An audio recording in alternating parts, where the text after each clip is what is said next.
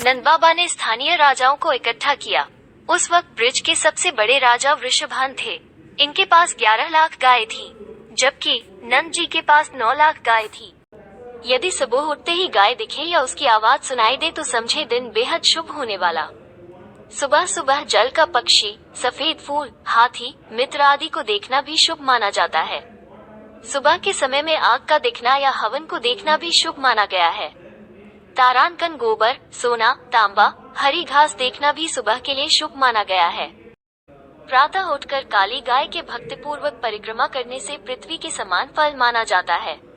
गाय के शरीर में 33 कोटि देवी देवताओं का वास माना जाता है। उसकी पूजा करने से सभी देवी देवताओं का आशीर्वाद भी प्राप्त होता है। मंदिरों में जहां भक्तों की भीड़ लगेगी, वही पूजा पंडाल माता रानी के जयघोष से गूंज उठेंगे। हमारे सनातन धर्म में गाय को गौ माता माना गया है। ये भी माँ शक्ति का ही रूप है। कहते हैं कि गाय की सेवा और दर्शन करने से ही सभी देवी देवताओं के दर्शन हो जाते हैं, क्योंकि गौ माता में 33 कोटि देवी देवताओं का वास बताया गया है। माता यशोदा कृष्ण को गाय के पास ले गई और कृष्ण की भलाई के लिए गाय से प्रार्थना की। जब उन्होंने कृष्ण को राक्षस पूतना द्वारा हमला करते देखा, कृष्ण के माता पिता जानते थे कि केवल गाय की रक्षा करने से ही स्वास्थ्य, धन और समृद्धि आ सकती है।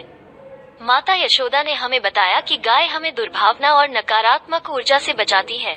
पद्मा गाय, जिसका दूध बाल कृष्ण पिया करते थे, 1 लाख देशी गौ के दूध को 10,000 गौ को पिलाया जाता है।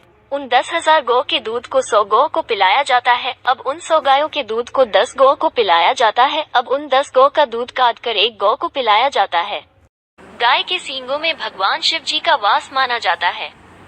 गाय के उदर में भगवान शिव जी के बड़े बेटे कार्तिकेय, मस्तक में ब्रह्मा, ललाट में रुद्र, सींगों के आगे वाले भाग में भगवान इंद्र, कानों में अश्विनी कुमार, आँखों में सूर्य और चंद्र, दांतों में गरुड़, जिह्वा में सरस्वती निवास करती है।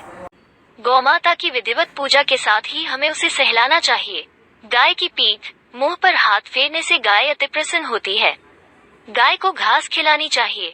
गाय की ऐसी सेवा से वो खुश हो जाती है और हमें आशीर्वाद देती है। घृत में हृदय नित्यम घृत नाभ्या प्रतिष्ठितम घृत सर्वेषु गात्रेषु घृत में मनसी स्थितम गावो ममाग्रतो नित्यम गावः पृष्ठत एव च गावो में सर्वतश्चैव गवाम विद्ये वसाम्यहम्। प्रातः उठकर काली गाय के भक्तिपूर्वक परिक्रमा करने से पृथ्वी के समान फल माना जाता है। गाय के शरीर में 33 कोटि देवी देवताओं का वास माना जाता है। उसकी पूजा करने से सभी देवी देवताओं का आशीर्वाद भी प्राप्त होता है।